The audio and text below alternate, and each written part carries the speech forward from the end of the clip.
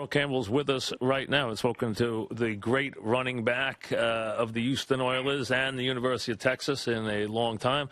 Earl, Mike Francesa on the Fan in New York, Yes Network. How are you? I'm doing great. How you doing, man? Good, Earl. First of all, how you feeling these days? Oh, I'm not bad. Things are pretty good. Yeah, I'm not doing what I would like to do, but things are a lot better than it used to be. Yeah, that's what I mean. I know you had a lot of illnesses and a lot of stuff with your legs and a lot of things with getting around. How's your health?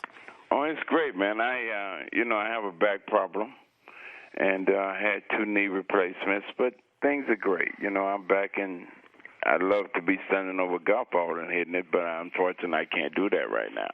And are you still? I know you've got a very successful meat business, which we'll get to. But do you spend a lot of time around football these days, or not a lot?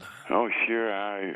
Just like everybody else, I watched Monday Night Football with RG3 last night in San Francisco. So yes, I watch it, and I keep up a lot with the university. I spend a lot of time over talking to our athletes, and trying to be productive students, athletes, and stay in good shape and keep the ball rolling.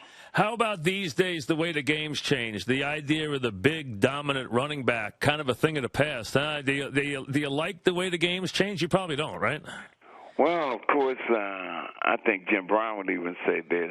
We like running the football. I don't understand a lot of that passing going on now. I don't know how they can win or lose a football game, but I think running the football is coming back. But for one chance there, it took off to where we just pass, and they do a little bit of running now. And 34 could run the football, folks. You go back to the days of the Houston Oilers, or if you watch them play in Texas, this was like Jim Brown, a great big back with speed. Speed, power. This was Earl Campbell. Very few guys burst on the scene and had the kind of success you did, Earl, coming out of Texas and into Houston. And this past year, kind of a sad year because, your Oilers were so close. This year you lost Bum Phillips. Tell me a little bit about Bum Phillips. Well, that was, if anybody could ever say they had the ultimate daddy, that's what I would say about Bum Phillips. It was way over. Football was something that's not easy, but because you did it for so long and you got to that level of the NFL, it's just something that looked like you was born with. But Bum Phillips was the ultimate dad, the ultimate coach, the ultimate best friend. My everything, and I'm going to miss that in the future, but I know one thing, he did a great job at not only coaching us, but also telling us how to be a man and live off the field and to be a family man. When you think back to those great Oiler teams, what's your fondest memory as a Houston Oiler? I would have to put Bum Phillips even in that Monday night game against Miami. Yep.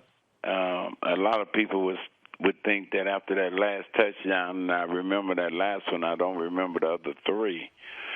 But when I was over on the sideline sitting on the bench, you would think Bum Phillips was over there congratulating me and saying good job and all that. He walked over, and he never knew my name was Earl Campbell since he met me the first day of 1978. My name was E.C. E.C. So he walks over and he says, "Hey, E.C., can you hear me?" I said, "Yes, sir." He said, "You need 3 more yards to break the record. Do you want to go get those 3 yards? The clock is running out. Would you like Ronnie Colvin to play?" I said, "Since the clock is running out, Bum, let Ronnie play, because when I came to the team, I took his position." He said, "That's what I thought you'd say. Good job. Okay, Ronnie, let's go."